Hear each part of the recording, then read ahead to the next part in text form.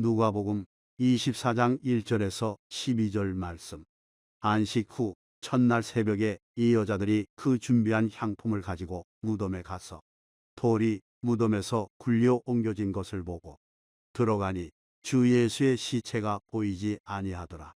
이로 인하여 근심할 때에 문득 찬란한 옷을 입은 두 사람이 곁에 섰는지라. 여자들이 두려워 얼굴을 땅에 대니 두 사람이 이르되 어찌하여 살아있는 자를 죽은 자 가운데서 찾느냐. 여기 계시지 않고 살아나셨느니라. 갈릴리에 계실 때 너희에게 어떻게 말씀하셨는지를 기억하라. 이르시기를 인자가 죄인의 손에 넘겨져 십자가에 못 박히고 제3일에 다시 살아나야 하리라 하셨느니라 한데, 그들이 예수의 말씀을 기억하고 무덤에서 돌아가 이 모든 것을 11 사도와 다른 모든 이에게 알리니, 이 여자들은 막달라 마리아와 요한나와 야고보의 모친 마리아라. 또 그들과 함께 한 다른 여자들도 이것을 사도들에게 알리니라. 사도들은 그들의 말이 허탄한 듯이 들려 믿지 아니하나 베드로는 일어나 무덤에 달려가서 후무려 들여다보니 세마포만 보이는지라 그된 일을 놀랍게 여기며 집으로 돌아가니라.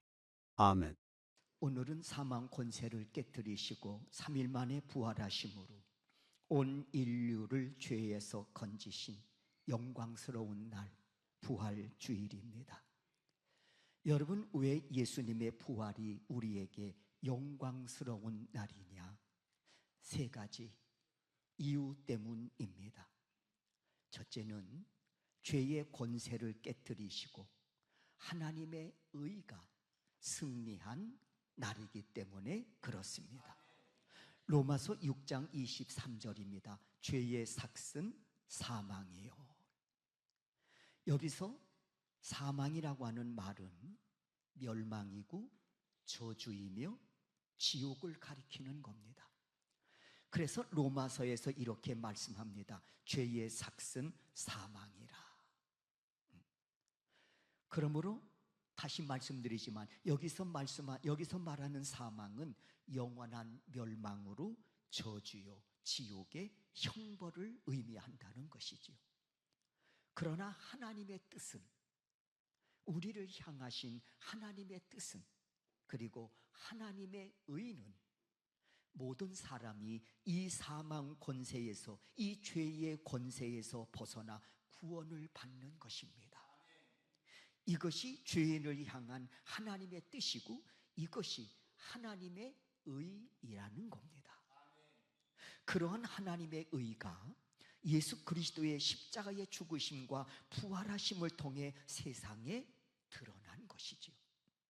이로써 이를 믿는 모든 자들이 죄사함과 구원을 받게 되었으므로 예수 그리스도의 십자가의 지심과 그리고 부활하심이 우리에게 영광이 된다고 하는 겁니다. 그래서 우리는 이렇게 고백합니다. 하나님의 의가 예수님이 지신 십자가를 통해서 그리고 부활하심을 통해서 세상에 드러났다 하고 말입니다. 하나님은 이 세상을 창조하실 때 아름답고 선하게 창조하셨지요. 그래서 매일 창조하시는 끝자락에 이렇게 말씀하시지요. 좋았더라 하고 말입니다.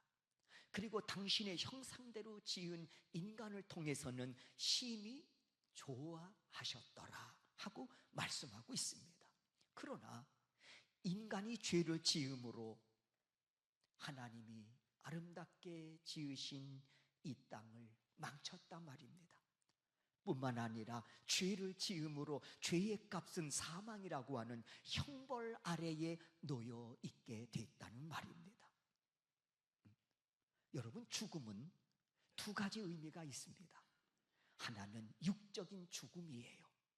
또 하나는 영적인 죽음입니다. 육적인 죽음은 인간이 노쇠해서 수명이 다하게 되면 영이 그 육체를 떠나게 되는 것이죠. 그리고 그 육체는 한 줌의 흙으로 돌아간단 말입니다. 그러나 영적인 죽음은 인간이 죄를 지음으로 하나님과 분리돼서 하나님의 진노 아래 살다가 영원한 멸망을 당하는 것을 뜻합니다. 이렇게 영적인 죽음은 죄로 말미암아 멸망이요, 저주요, 지옥의 형벌이 기다리고 있는 그런 죽음이라고 하는 것이죠. 그러나 예수님께서 이 세상에 오셔서 십자가에 죽으시고 부활하심으로 인간이 해결할 수 없는 이 무거운 이 죄짐을 해결해 주셨단 말입니다. 죄의 문제를 십자가에 달려 죽으심으로, 대신 십자가에 달려 죽으심으로 우리의 죄의 문제를 해결해 주셨다고 하는 것입니다.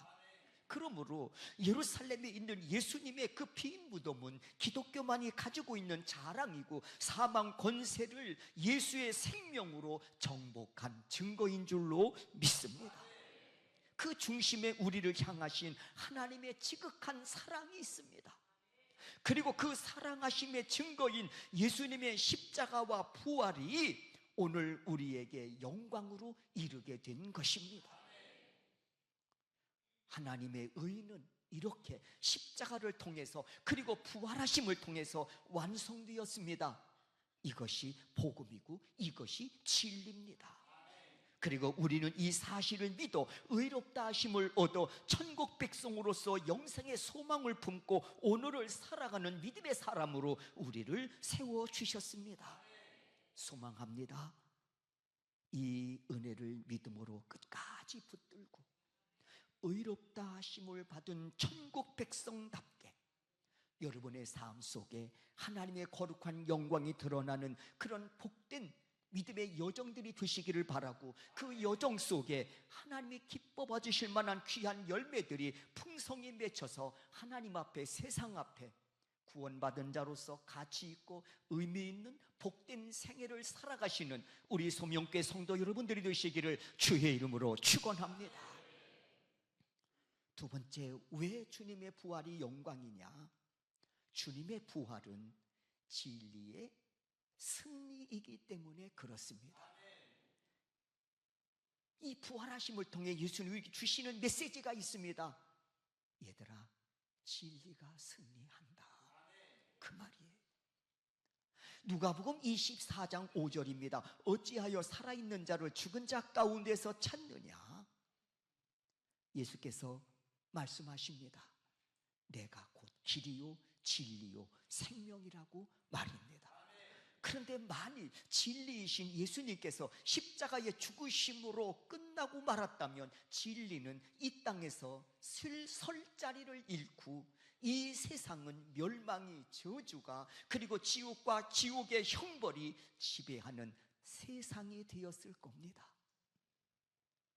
십자가의 죽으심과 예수님의 부활이 없다면 이 세상은 멸망과 저주와 지옥 형벌이 이 세상을 주관했을 거라는 겁니다. 그러나 예수님께서 죽음의 권세를 깨뜨리시고 3일 만에 다시 살아나심으로써 진리가 최후 승리자가 되어 영원한 생명의 길이 열리게 된 것입니다. 그리고 예수님 말씀하십니다. 이제 이 진리를 믿어 죄에서 자유함을 얻어 하나님 나라의 영생을 얻으라 하고 말입니다. 그러므로 우리는 진리가 너희를 자유케 하리라고 하는 이 말씀을 아멘으로 받아 죄에서, 저주에서, 심판에서 벗어나 영생의 소망을 품고 오늘을 살아가는 믿음의 사람이 된 겁니다. 사랑하는 우리 소명교회 성도 여러분, 하나님은 언제나 진리의 편에 계십니다. 그리고 진리와 함께 오늘도 역사하고 계시는 줄로 믿습니다. 에디슨 하면 떠오르는 단어 하나가 있지 않습니까? 발명왕이지요. 그가 살아생전 무려 1000여 가지를 발명했습니다. 제가 언젠가 이 에디슨 이분이 발명한 그 물품들을 쭉 제가 구경하는 일이 있었는데 지금도 잊혀지지 않는 게 하나 있습니다. 오호? 이것까지 발명했어? 라는 게 하나 있습니다. 그게 뭔고 하니? 토스터기입니다. 이야, 그것까지 에디슨이 토스터기까지 발명한 거 모르셨지요? 저도 몰랐습니다. 현장에 가서 보고 알았습니다. 이야, 이것까지? 여러분, 발명함으로써 그는 누구보다도 과학을 굳게 믿었던 사람입니다. 그런데 그가 마지막 인생의 끝자락에서 이렇게 말합니다. 진리가 세계를 아름답게 한다고 말입니다. 진리가 뭡니까, 여러분? 진리가 뭡니까? 예수 그리스도께서 구원자가 되셔서 이 땅에 오시어 우리의 죄를 대속하시려고 십자가에 달려 죽으셨다가 사망 권세를 깨뜨리시고 죄의 권세를 깨뜨리시고 부활하심으로써 이를 믿는 모든 자들에게 죄사함과 구원의 길을 열어놓으셨다고 하는 이 사실이 진리고 복음인 줄로 믿습니다. 그리고 예수님은 부활하심으로써 이 진리가 반드시 승리한다는 사실을 보여주셨다는 것입니다. 그래서 복음은 진리입니다. 예수님의 부활은 그러므로 진리입니다. 이 믿음으로 무장하여 진리 가운데 거하심으로 죄사함의 기쁨과 구원의 즐거움이 날마다 깊어질 수 있기를, 그리고 그 믿음으로 우리를 온전케 하시는 예수 그리스도를 향하여 달려가는 여러분들의 발걸음이 좌로나 우로나 치우침이 없이 모두가 최후 종착역에 다다라 주 예수 그리스도를 기쁨으로 영접할 수 있는 이 시대의 진정한 믿음의 사람들이 되시기를 주의 이름으로 축원합니다. 마지막 세 번째, 예수 그리스도의 부활이 왜 영광이냐? 예수님의 부활은 사랑이 승리한다는 사실을 보여주신 사건이기 때문에 그렇습니다. 여러분, 거짓은 비진리입니다. 화려하게 보일 수 있을런지는 모르지만 비진리는, 거짓은 절대로 최후 승리를 얻지 못합니다. 진리가 승리하는 줄로 믿습니다. 예수님의 부활은 사랑이 승리한다는 이 사실을, 이 진리를 보여주신 사건이라고 하는 겁니다. 하나님은 사랑이시라 말씀합니다. 로마서 5장 8절에서 말씀합니다. 우리가 아직 죄인 되었을 때에 그리스도께서 우리를 위하여 죽으심으로 하나님께서 우리에 대한 당신의 사랑을 확증하셨느니라 그랬어요. 이런 거예요. 예수님 사랑하신다면서요? 그러면서 주로 이어지는 말이 있어. 말로만. 그럴 때 아니야. 십자가를 가리키시는 거예요. 예수님의 사랑이시라는 것, 하나님의 사랑이시라는 것, 십자가를 통해서 당신의 사랑을 확증하셨다는 것입니다. 그 사랑은 어떤 사랑입니까? 죄인을 구원하여 영생에 이르게 하는 사랑인 줄로 믿습니다. 우리는 누가 뭐래도 그 사랑하심을 통해서 죄사함을 받고 영생의 소망을 끌어안고 오늘을 살아가는 믿음의 사람인 줄로 믿습니다. 그 예수님 부활 승천하시면서 주신 또 하나의 약속의 말씀이 있지요. 다시 오마 말씀하셨습니다. 맞습니다. 우리가 살아서 우리가 생애 수가 다하여 예수 그리스도를 어떻게 영접할지는 모르지만 분명한 것은 우리가 내 인생을 결산하는 그날 주 앞에 선다는 것입니다. 여러분, 욥의 고백처럼 모든 인생은 알몸으로 왔다가 알몸으로 돌아가는 인생입니다. 그러나 그리스도인들은, 믿음의 사람들은 그렇지 않습니다. 알몸으로 돌아가는 게 아니에요. 하나를 가지고 주 앞에 섭니다. 뭘까요? 믿음입니다. 여러분, 우리가 살아가면서 소중하게 여기고 가치 있게 여겨야 할 것들이 많이 있지만 이 믿음은 그리스도인으로서 생명처럼 귀한 것입니다.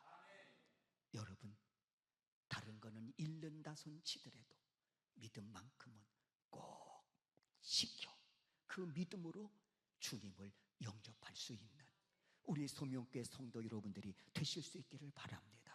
그래서 부활의 영광이 여러분의 영광으로 주 앞에서 내 인생을 결산하고 그 영광으로 주 앞에 서실 수 있도록 그날을 준비하며 오늘을 살아가는 우리 소명교회 성도 여러분들이 되실 수 있기를 주의 이름으로 축원합니다.